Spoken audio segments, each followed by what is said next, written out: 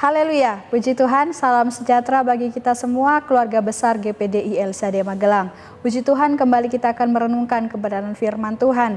Dan firman Tuhan pada hari ini berjudul Generasi Perkasa dalam Iman. Kita buka bersama di dalam Hakim-Hakim pasal yang kedua, ayat yang ke-10 sampai ayatnya yang ke-12. Sekali lagi, Hakim-Hakim 2, ayat 10 sampai ayat 12. Demikian firman Tuhan.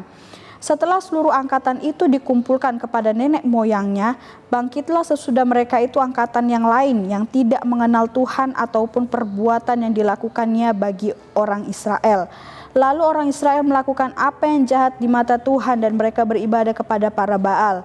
Mereka meninggalkan Tuhan Allah nenek moyang mereka yang telah membawa mereka keluar dari tanah Mesir, lalu mengikuti Allah lain dari antara Allah bangsa-bangsa di sekeliling mereka dan sujud menyembah kepadanya sehingga mereka menyakiti hati Tuhan. Puji Tuhan, Bapak Ibu saudara-saudari yang diberkati oleh Tuhan, kalau kita melihat latar belakang dari ayat yang sudah kita baca dari perikop ini, yaitu pada saat itu Yosua telah melepas bangsa Israel untuk menuju ke tanah atau milik pusaka mereka masing-masing. Dan setelah orang Israel pada zaman atau angkatan Yosua ini mati, maka bangkitlah generasi atau angkatan yang baru. Namun apa yang terjadi dengan generasi yang baru ini? Yang tadinya bangsa Israel ini setia dan beribadah hanya kepada Allah, serta telah melihat banyak perbuatan Tuhan yang besar, yang ajaib, seperti yang dikatakan di dalam ayatnya yang ke-7. Di generasi baru yang ini, bangsa Israel justru malah melakukan dosa dengan meninggalkan Tuhan dan beribadah kepada para Baal dan Astoret. Ya.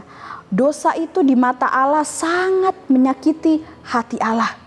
Allah melihat bangsa Israel ini telah melanggar perjanjian dan tidak mendengar perkataan Tuhan. Seperti yang dikatakan di dalam ayatnya yang ke-20. Oleh karena itu Allah sangat murka terhadap generasi yang baru dari bangsa Israel ini. Murka Allah yang ditulis dalam ayat ini adalah kemurkaan yang suci. Dalam artian bukan hawa nafsu kemarahan yang dilampiaskan dengan penuh kebencian. Tetapi kemarahan yang Allah ungkapkan ini, murka Allah yang Allah tunjukkan ini adalah merupakan sesuatu yang lahir dari hati Allah yang penuh kasih kepada umatnya yang berdosa. Jadi Allah murka karena Allah mengasihi generasi yang baru ini supaya mereka ini mau bertobat. Nah, yang terjadi pada bangsa Israel ini saat muncul generasi yang baru adalah mereka tidak mengenal Allah dan membuat Allah murka serta menghukum mereka. Nah, yang menjadi pertanyaan bagi kita, mengapa hal ini bisa terjadi? Mengapa generasi yang baru dari bangsa Israel ini adalah generasi yang tidak mengenal Allah dan tidak perkasa dalam iman kepada Allah? Padahal sebelumnya mereka sudah ada generasi-generasi sebelumnya yang merasakan begitu banyak keajaiban Tuhan dan mereka beribadah hanya kepada Tuhan.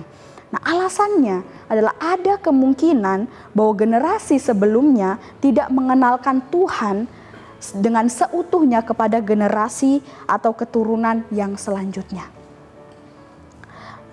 Memang generasi sebelumnya adalah generasi yang beribadah kepada Tuhan seperti yang sudah saya sampaikan di awal. Tetapi kita lihat juga bahwa generasi sebelumnya sudah berulang-ulang kali melakukan perbuatan yang tidak berkenan kepada Tuhan. Sudah berulang-ulang kali berpaling daripada Tuhan.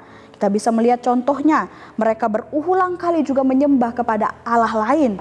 Mereka hidup dalam persungutan kepada Allah. Mereka melanggar dan juga tidak mendengarkan suara Tuhan. Dan mereka mengeraskan hati. Bapak Ibu yang mungkin ikut di doa pagi, saat ini kita sedang membahas kitab Yeremia. Di dalamnya kita bisa melihat ada begitu banyak perbuatan-perbuatan bangsa Israel. Di mana mereka sudah jatuh di dalam dosa tapi mereka tidak mau sadar, tidak mau berpaling kepada Tuhan. Nah, Bapak Ibu saudara-saudari yang diberkati oleh Tuhan, pastinya kita ingin supaya kita bahkan keturunan kita nanti dari generasi ke generasi menjadi generasi yang mengenal Allah. Atau generasi yang perkasa dalam iman kepada Allah. Tidak seperti generasi baru di tengah-tengah bangsa Israel ini. Ya, mereka tidak mengenal Allah. Sehingga mereka tidak takut akan Allah dan tidak memiliki iman yang perkasa di dalam Allah. Nah, puji Tuhan, Bapak Ibu, saat ini kita akan melihat untuk menjadi orang yang perkasa di dalam iman, ada hal-hal yang harus kita lakukan. Untuk menjadi generasi-generasi yang perkasa di dalam iman, harus ada usaha-usaha yang kita lakukan. Untuk menjadi seorang yang perkasa, dia harus dilatih. Tetapi seseorang tidak dapat dilatih jika tidak diajarkan atau tidak diperkenalkan. Oleh sebab itu, bagaimana cara kita untuk membangun generasi yang perkasa di dalam iman? Yang pertama, mengajarkan atau mengenalkan generasi atau keturunan itu kepada Tuhan sejak dini. Pada masa perjanjian lama, Musa sudah mengingatkan bangsa Israel akan tanggung jawab mereka kepada anak-anak dan cucu mereka. Dan tentunya tanggung jawab itu adalah untuk mengajarkan iman dan menceritakan segala perbuatan Tuhan yang ajaib kepada keturunan mereka. Kita lihat di dalam Ulangan pasal yang ke-6, ayatnya yang ke-6 sampai ayatnya yang ke-9. Sekali lagi Ulangan 6 ayatnya yang ke-6 sampai ayatnya yang ke-9. Demikian firman Tuhan. Apa yang kuperintahkan kepadamu pada hari ini haruslah engkau perhatikan. Haruslah engkau mengajarkannya berulang-ulang kepada anak-anakmu dan membicarakannya apabila engkau duduk di rumahmu, apabila engkau sedang dalam perjalanan, apabila engkau berbaring, dan apabila engkau bangun. Haruslah juga engkau mengikatkannya sebagai tanda pada tanganmu, dan haruslah itu menjadi lambang di dahimu, dan haruslah engkau menuliskannya pada tiang pintu rumahmu dan pada pintu gerbangmu.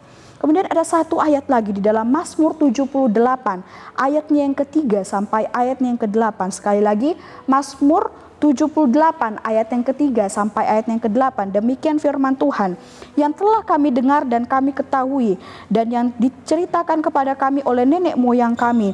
Kami tidak hendak sembunyikan kepada anak-anak mereka, tetapi kami akan ceritakan kepada angkatan yang kemudian puji-pujian kepada Tuhan dan kekuatannya dan perbuatan-perbuatan ajaib yang telah dilakukannya.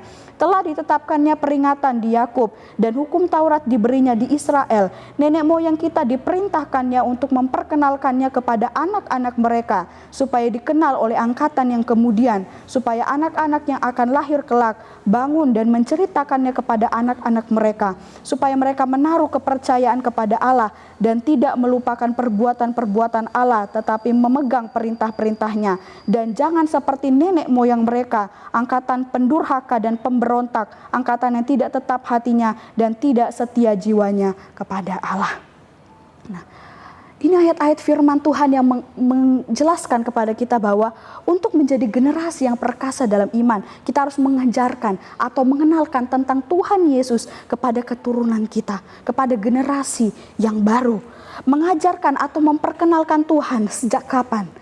Sejak di dalam kandungan. Anak atau cucu kita sejak di dalam kandungan, kita perkenalkan tentang Tuhan dengan cara kita mendoakan mereka. Saat di dalam kandungan, kita membacakan ayat-ayat firman Tuhan. Kemudian kita bisa memperdengarkan lagu-lagu rohani sejak mereka masih di dalam kandungan. Kemudian setelah mereka dilahirkan pun, terus kita ajarkan, terus kita perkenalkan mereka tentang Tuhan. Dengan kita bisa melakukannya ketika anak-anak lahir, serahkan anak-anak itu kepada Tuhan. Kita bisa melakukan penyerahan anak di gereja dengan gembala sidang yang ada. Dan juga saat mereka lahir, kita terus ceritakan tentang firman Tuhan, ya, cerita-cerita untuk anak sekolah minggu, dan juga kita ajarkan lagu-lagu anak sekolah minggu, lagu-lagu rohani untuk anak-anak. Itu cara kita memperkenalkan Tuhan, mengajarkan tentang Tuhan kepada keturunan atau generasi yang baru. Mari kita ajarkan dan perkenalkan anak atau cucu kita kepada pribadi yang luar biasa, yaitu Tuhan Yesus Kristus. Ada yang berkata bahwa ajari anak sebelum dunia yang mengajari dia. Jika kita tidak mengajarkan anak tentang Yesus, tentang Kristus, maka dunia yang akan mengajarkan dia tentang kehidupan duniawi. Zaman sekarang, jika kita tidak mengajar anak kita, maka handphone yang akan mengajar dia. Ya, beritahu ya anak tentang apa yang baik daripada Tuhan sesuai firman Tuhan. Kalau tidak, akan banyak anak yang lebih percaya dengan handphone yang mereka miliki saat ini, dengan gadget-gadget yang ada, dengan kemajuan teknologi yang ada, daripada orang tua mereka sendiri.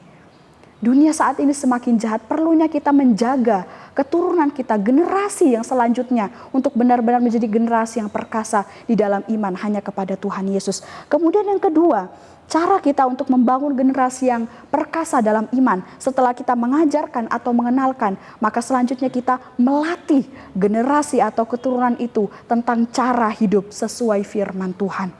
Pada saat mengajar anak-anak ya atau cucu kita atau keturunan yang lain, kita tidak saja memberikan peraturan yang harus mereka taati, namun juga perlu menggunakan tindakan secara nyata untuk melatih mereka sesuai dengan firman Tuhan. Contohnya, ajarkan anak-anak untuk berdoa. Saat mereka masih dalam kandungan, mereka masih kecil, kita yang mendoakan mereka. Tapi saat mereka sudah bertumbuh, kita ajar mereka melatih mereka untuk berdoa sendiri, membaca Alkitab, memuji Tuhan, menyanyi untuk Tuhan, bahkan melayani Tuhan. Ya. Kemudian ajak dan dorong untuk mereka rajin beribadah, ikut di dalam ibadah anak atau ibadah sekolah minggu. Kemudian libatkan mereka di dalam setiap kegiatan-kegiatan gereja yang lainnya selain daripada ibadah. Kemudian ajarkan mereka, latih mereka untuk melakukan hal-hal yang baik, hal-hal yang benar sesuai dengan firman. Ya. Tingkah laku, perkataan, pikiran, bahkan perasaan mereka. Ajarkan, latih mereka untuk melakukannya sesuai dengan firman Tuhan. Dengan demikian, pada saat anak-anak dewasa nanti, generasi yang baru, mereka bertumbuh dewasa, mereka sudah terlatih untuk melakukan hal-hal yang benar, sehingga kehidupan mereka tidak menyimpang. Tetapi mereka akan hidup menjadi pribadi-pribadi, generasi yang perkasa di dalam iman kepada Tuhan. Amsal 22 ayat yang ke-6 berkata, didiklah orang muda menurut jalan yang patut baginya. Maka pada masa tuanya pun ia tidak akan menyimpang daripada jalan itu.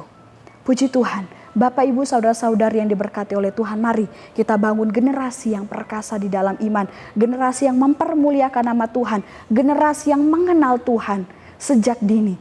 Sehingga semuanya kita, bahkan keturunan kita nanti, generasi yang akan datang, semuanya mempermuliakan nama Tuhan. Puji Tuhan, Tuhan Yesus memberkati kita semua. Mari kita akhiri renungan hari ini dengan bersama-sama berdoa. Terima kasih Tuhan, kami bersyukur buat kebenaran firman-Mu pada hari ini. Tolong kami Tuhan sebagai umat-umat-Mu, supaya kami tetap setia mendengarkan firman Tuhan, merenungkan bahkan melakukan firman-Mu di dalam setiap kehidupan kami. Karena kami sadari firman-Mu yang menjadi pedoman dalam kehidupan kami, untuk kami boleh hidup berkenan di hadapan-Mu. Terima kasih Yesus, terima kasih Bapa. Saat ini hamba mau berdoa Tuhan, sebab siapakah di awan-awan yang sejajar dengan Engkau ya Tuhan. Ya Tuhan, Engkau Allah semesta alam, Engkau kuat ya Tuhan, dan kesetiaan-Mu ada di sekeliling-Mu.